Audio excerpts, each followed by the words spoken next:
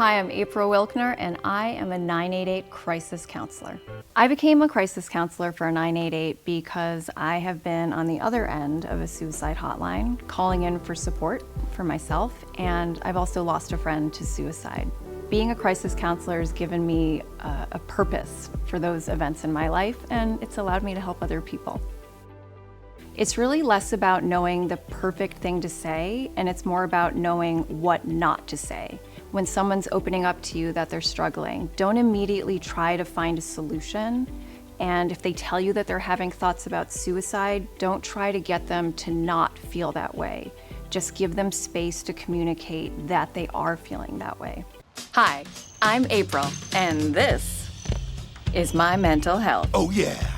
Join us at moreformentalhealth.org and raise your voice for suicide prevention funding that can help save lives. Because losing even one more loved one to suicide is one too many.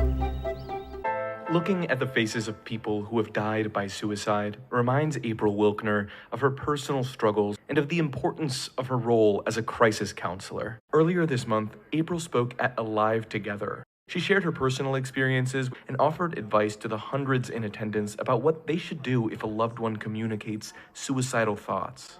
That can look like a friend saying to you, right now I'm standing in the rain, and if you say something well-intentioned, like, oh, but it's so sunny out, have gratitude, really you're denying their weather, right? And I think it's more effective to open up an umbrella and just hold their hand, even if you can't see the rain. I always feel like it doesn't matter who you are, you're always your worst critic, and it's so hard to believe in yourself. And I know Rayanne has so much going for her. She's a good student, she's a dancer, Right. She's beautiful, and she has a great heart. So we just needed to get her to see all of that. Right. I think there's a lot of things in life that we don't control, right?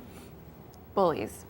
There are always going to be bullies, and you can't believe their lies. Because when you believe what they tell you and you bring that home with you, you become your own biggest bully, right?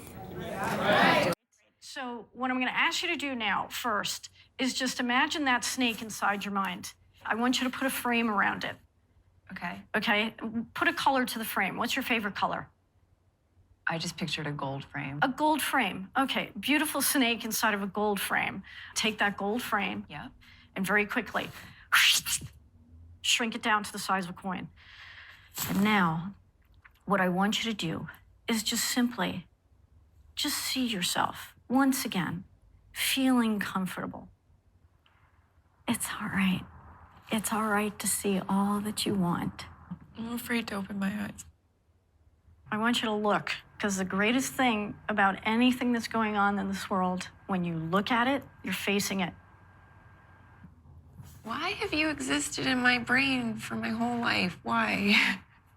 Hey, Bubbles. Thank you.